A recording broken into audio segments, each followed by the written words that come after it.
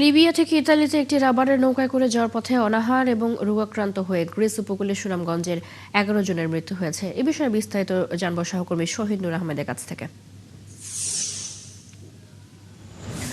শহীদ নূর, ঘটনা সম্পর্কে বিস্তারিত কি জানতে পেরেছেন? সবশেষ কি তথ্য আছে আপনার কাছে? এছাড়া নিহত স্বজনরা কি বলছেন এই বিষয়ে সব মিলিয়ে জানাবেন।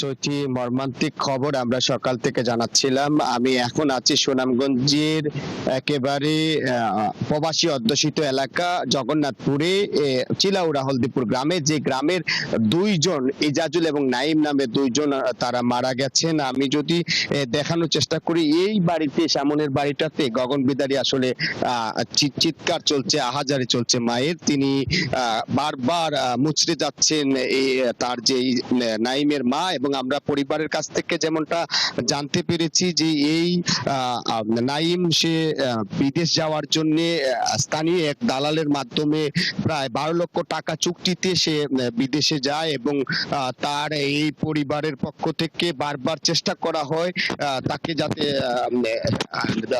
দালালের মাধ্যমে বিদেশে যাওয়ার জন্য। তার বাবা আমার কাছে আছেন, একটু জানাবেন কবে আপনারা জানতে পারেন যে নাইম মারা গেছে বা তার সাথে কি হয়েছে? আগামীকালকে, গতকালকে আমরা রাত্রে সন্ধ্যার পরে জানা গেছে যে মারা গেছে। তার সাথে মানুষ যারা যারা গেছে, যারা যারা গেমে সাকসেসফুল হয়েছে এরা বলছে। আপনারা কি চান আসলে? আমরা আর কি চাই,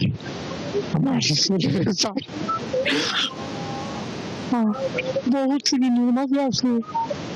দেখলেন আসলে বাবা, যিনি জন্মদাতা বাবা, ভেতরে মা কান্না করছেন, বাহিরে অসহায় বাবার চাহনি।